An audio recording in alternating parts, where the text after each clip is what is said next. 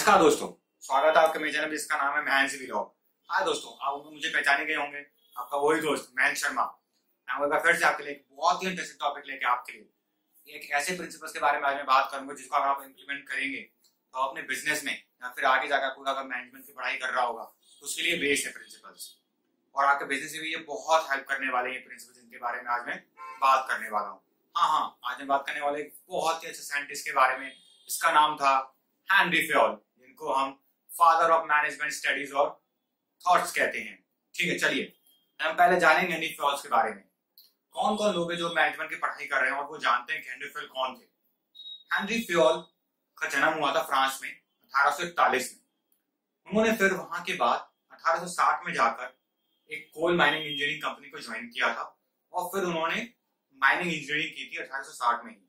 1860 में उन्होंने mining engineering करके 1888 में जाके कोल माइनिंग कंपनी को ज्वाइन किया था और 1890 में उन्हें इसी कंपनी का मैनेजिंग डायरेक्टर बनाया गया था।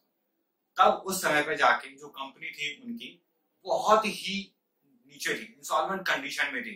उन्होंने कुछ प्रिंसिपल्स इंप्लीमेंट किए थे और उन प्रिंसिपल्स के दम पर उन्होंने उस कंपनी को इंसॉल्वेंट कंडीशन से टॉप मोस्ट कोयल स्टील कंपनी बनाया था। इसलिए हम उन्हें father of management studies and thoughts भी कहते हैं। क्यों कहते हैं हम उन्हें? उनका कंट्रीब्यूशन क्या था फेयोल्स का?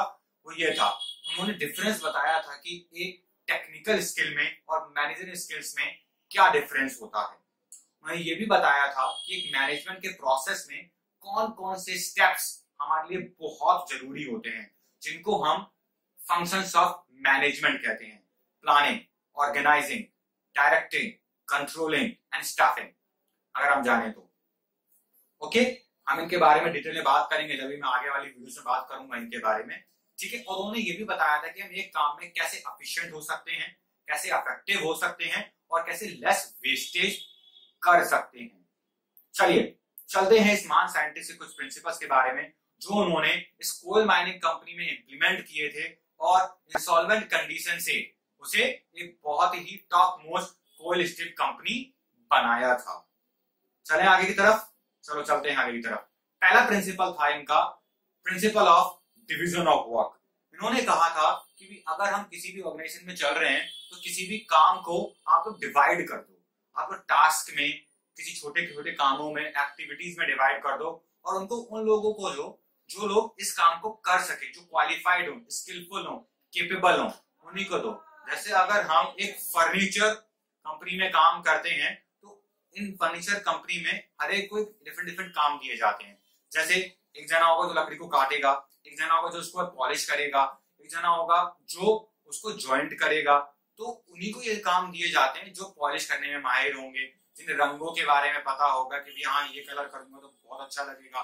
और एक होगा जिसको लकड़ी को काटने में बारीकी का पता होगा कि इसको फिनिशिंग कैसे देनी है, इसको कैसे काटना है, कहाँ से काटना है, कौन सी लकड़ी को कहाँ से काटना है।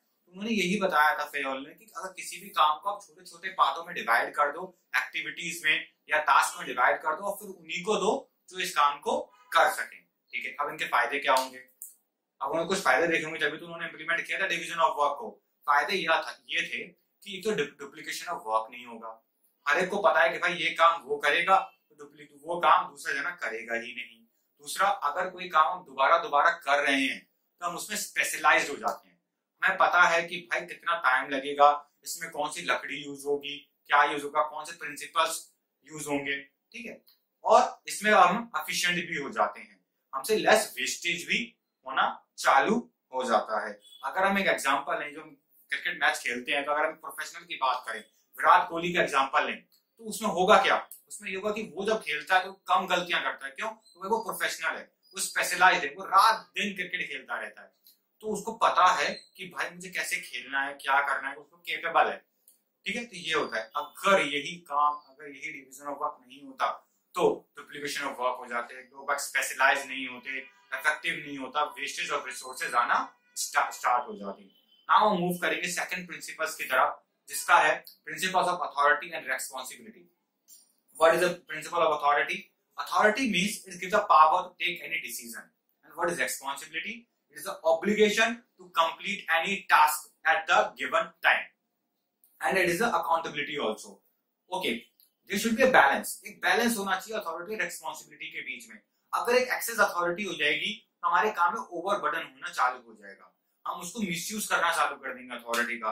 अगर हमारे पास रेस्पॉन्सिबिलिटी ज्यादा हो जाएगी तो हम ओवर बर्डन फील करने लगेंगे। ठीक है, high authority, misuse of the authority, high responsibility, over burden of work. तो इन्हीं को दूर करने के लिए, इन्हीं प्रॉब्लम्स को दूर करने के लिए फेयोल्स ने principal of authority and responsibility को अप्लाई किया था। अगर एक एग्जांपल लेते हैं, अगर एक प्रोडक्शन कंपनी है, उसको ये कहता है भाई तो 400 मोबाइल बनाने हैं, लेकिन वहां का प्रोडक्शन मैनेजर था, उसको ये अथॉरिटी नहीं दी गई कि वो रॉ मटेरियल परचेस करके ला सके। भाई कैसे बनाएगा वो, 400 यूनिट का प्रोडक्शन कैसे करेगा, 4000 यूनिट्स का प्रोडक्शन। तो इसीलिए अगर आप किसी को रेस्पॉन्सिबिलिटी दे रहे हो, किसी को कोई काम सौंप रहे हो कि भाई तुझे ही करना है, तू रेस्पॉन्सिबल है, तू अकाउंटेबल है, तो उसको पावर भी दो कि वो डिसीजंस ले पाए उसके रिलेटेड। ठीक है, अब इसके फायदे क्या होंगे? ये तो ओवर बर्डन नहीं होगा किसी काम में, एक काम में डिले नहीं होगा, मेरे काम में डिले नहीं होगा, ओवर बर्डन नहीं होगा, हम एफिशिएंट हो जाएंगे।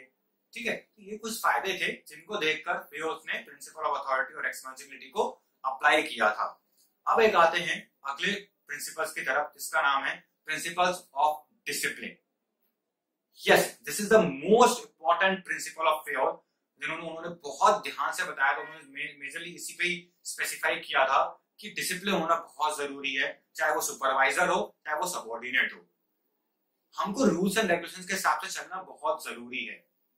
अगर एक ऑर्गेनाइजेशन पे अगर हम टाइम पे नहीं पहुंच सकते तो हम कैसे एक काम को पूरा करेंगे? उन्होंने कहा था कि तो टाइम पे पहुंचना जरूरी है, ऑर्गेनाइजेशन में पंक्चुअल होना जरूरी है, डिसिप्लिन होना जरूरी है। एक काम जो आपको अगर एक लिमिटेड टाइम पीरियड में दिया गया है, किसी काम में टैट होता है, टैट का मतलब होता है कि उसका पूरा करने का टाइम होता है, तो अगर आप उसको विद इन दैट कर लेते हो तो आप डिसिप्लिन होकर काम कर रहे हो, तो फिर डिसिप्लिन नहीं हो सकते। ठीक है, तो अगर डिसिप्लिन वगैरह हम काम कर रहे हैं, रूल्स एंड रेगुलेशन के हिसाब से काम कर रहे हैं, चाहे वो सुपीरियर हो या सबऑर्डिनेट हो, तो कोई भी ऑर्गेनाइजेशन ग्रोथ कर सकती है, कोई भी ऑर्गेनाइजेशन। डिसिप्लिन होना बहुत जरूरी है। अगर डिसिप्लिन होगा तो एक ऑर्गेनाइजेशन में क्या क्या फायदे होंगे? वो ग्रोथ अच्छी होगी उस ऑर्गेनाइजेशन की, एक हम एफिशिएंट हो जाएंगे उस काम को करने के लिए, एक हमसे वेस्टेज कम होगी अगर हम डिसिप्लिन होकर काम कर रहे हैं, रूल्स एंड रेगुलेशन के हिसाब से काम कर रहे हैं, और हमें ज्यादा समय मिलेगा किसी काम को करने के लिए। अगर एक एग्जांपल लेके चलते हैं कि हमको टाइम दे रखा है कि भाई 9 बजे हमें ऑफिस पहुंचना है, फिर हमें आगे की प्रोसीडिंग्स करनी है। अगर हम 9 बजे ऑफिस पहुंचेंगे, फिर मीटिंग्स होगी हमारी आधा घंटे की, फिर होगा। अगर एक पर्सन है वो 9:30 बजे ऑफिस पहुंच रहा है, फिर मीटिंग करवाएगा, तो डिले होगा ना हमारे काम में, तो वही कंपनी कैसे ग्रो करेगी? तो एक डिसिप्लिन होना बहुत जरूरी है, रूल्स एंड रेगुलेशन होना किसी कंपनी में बहुत जरूरी है। Principles of Fayol now, unity of command. What does this principles of Fayol means? That every employee should receive the order only from his one boss. For every subordinate, there should be only one superior or one boss should be there who should give the direction to him, who should give the orders to him to be executed. अगर एक से ज्यादा लोग होंगे organisation में जो orders दे रहे होंगे किसी को, तो क्या होगा? जो सबऑर्डिनेट होगा या फिर जो काम पूरा करने वाला होगा, क्या करेगा? वो ये एक्सक्यूज दे देगा कि भाई मैं तो दूसरों के ऑर्डर कंप्लीट कर रहा था, इसी वजह से आपका ऑर्डर पूरा नहीं हो पाया। या फिर वो कंफ्यूज हो जाएगा कि भाई मैं किसका ऑर्डर पहले एग्जीक्यूट करूं। तो इसीलिए फेयोल ने ये बताया कि हर एक एम्प्लॉयज के लिए खाली एक ही बॉस होगा जो उसे ऑर्डर देगा, इंस्ट्रक्शंस देगा कि क्या करना है, और वो उसी के काम को फुलफिल करेगा। We should not receive the order from more than one boss. Okay, अब इसके क्यों उन्होंने ये इंप्लीमेंट करवाया था, क्यों उन्होंने कहा था कि भाई यूनिटी ऑफ कमांड होनी चाहिए? तो इसलिए होना चाहिए कि भैया एक एम्प्लॉयज के लिए कंफ्यूजन नहीं होगा, केओस नहीं होगा। इससे क्या होगा कि वो एफिशिएंटली काम कर पाएगा, वो फिर एक्सक्यूज नहीं दे पाएगा कि भाई मैं दूसरे का काम कर रहा था इसलिए आपका काम पूरा नहीं हो पाया, और एफिशिएंटली काम को कर पाएगा।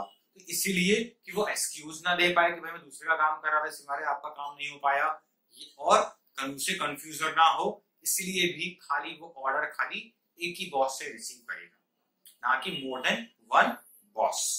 Now another principle of Fayol is unity of direction. What does this means? It means that one unit और one division should have only one plan. मतलब हर एक ऑर्गेनाइजेशन के बहुत सारे डिविजन्स होते हैं कि they are dealing in cosmetics, they are dealing in buildings and they are also dealing in the medicines. So हर एक डिवीजन का खाली एक ही प्लान होगा, क्योंकि उनके अलग अलग प्लान होंगे, अलग अलग हो, तो उनको खाली एक ही प्लान के ऊपर चलना है। उन्हें ये नहीं देखना कि भाई दूसरे यूनिट का तो हम अलग प्लान यूज कर रहे हैं, दूसरी यूनिट में हम अलग प्लान यूज कर रहे हैं। तो बस हमें इस बात पर ध्यान देना है कि हमारे डिवीजन में, हमारे यूनिट में हमें खाली एक ही प्लान को एग्जीक्यूट करना है, एक ही डायरेक्शन पे चलना है। तो अलग अलग डिविजन्स होते हैं, अलग अलग यूनिट्स होती हैं एक ऑर्गेनाइजेशन की, तो हमें कंफ्यूज नहीं होना कि वो वाला यूनिट तो भाई दूसरा प्लान यूज कर रहा है, हमारा जो प्लान है हम उसको फुलफिल करेंगे, उसी को एग्जीक्यूट करेंगे। और इससे फायदे क्या क्या होंगे कि हम एक तो ऑर्गेनाइजेशन का गोल अचीव कर पाएंगे अगर हमारे डिवीजन का गोल अचीव कर रहे हैं, दूसरा एफिशिएंसी रहेगी, और अगर हम एक ही डायरेक्शन में चलेंगे सब, तो ऑर्गेनाइजेशन का जो गोल है वो भी एफिशिएंटली हम अचीव कर पाएंगे। ठीक है, अगला प्रिंसिपल आता है फ्यूल का, that is subordination of individual interest to general interest. What does this means? इसका मतलब ये हुआ, जो एक इंडिविजुअल एम्प्लॉय का मोटिव है या जो उसका ऑब्जेक्टिव है वो ही ऑर्गेनाइजेशन का ऑब्जेक्टिव होना चाहिए? नहीं, जो एक ऑर्गेनाइजेशन का ऑब्जेक्टिव है और इंडिविजुअल का ऑब्जेक्टिव है वो दोनों मैच होने चाहिए। अगर एक इंडिविजुअल चाहता है कि भाई मैं ये चाहता हूं कि मुझे सबसे ज्यादा अर्निंग मिले, तो उसका जो ऑर्गेनाइजेशन का गोल भी यही होना चाहिए, उसको ज्यादा प्रॉफिट मिले। तो अगर वो ऑर्गेनाइजेशन के प्रॉफिट की तरफ ध्यान देगा तो उसकी सैलरी भी इंक्रीज हो जाएगी। ऐसा ऑब्जेक्टिव लेके चलना पड़ता है। ये सबऑर्डिनेशन है, ये matching of objective, organisation objective and एक पर्सनल ऑब्जेक्टिव के बीच में मैचिंग होना बहुत जरूरी है। एक एम्प्लॉय को ये लगे कि अगर मैं एक ऑर्गेनाइजेशन का ऑब्जेक्टिव फुलफिल करने में ऑर्गेनाइजेशन की मदद करूंगा तो मेरा ऑब्जेक्टिव तो ऑटोमेटिकली फुलफिल हो ही जाएगा। तो एम्प्लॉय और ऑर्गेनाइजेशन का ऑब्जेक्टिव दोनों सेम डायरेक्शन में होने बहुत जरूरी है।